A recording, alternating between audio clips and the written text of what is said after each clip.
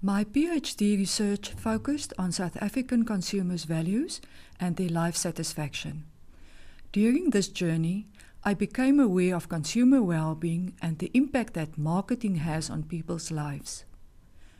It is then that I realized that consumer research as we know it is not quite enough to explain consumers' life worlds in an emerging country context. When I look around in my country, I see some obese people. I read about high levels of consumer debt, and I sometimes see people asking others to help them at an ATM because they are illiterate. I see beggars at most traffic lights. Some have children with them. And read that easier access to technology may support people's addiction to pornography. Some people do not have access to a constant water supply and secure electricity.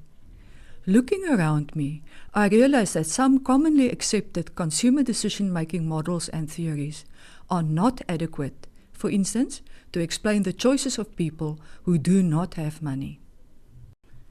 I am not suggesting that we replace existing models and theories to explain consumer behavior, because they have a role to play. But we need to keep in mind that existing research and models often do not reflect the experiences of a large part of the world's population. Our students need to know this, and our research need to reflect this. Current published psychological research reports on the experiences of weird people. But more than half of the world's population still lives in poverty. There is this fairly new approach in consumer research called transformative consumer research.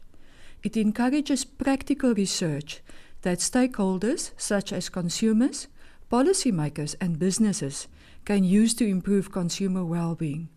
So it focuses on consumers and not marketers and advertisers. For emerging countries, this approach is far more useful. As researchers, we should address real-life problems in different markets and socio-economic conditions and guard against doing research for research's sake. What I particularly like about this approach is that it also focuses on people's strengths. It helps consumers understand their own behavior. Policymakers will also get a better understanding of the true reasons behind consumers' behavior and how to support them. When people's well-being is taken care of, society benefits.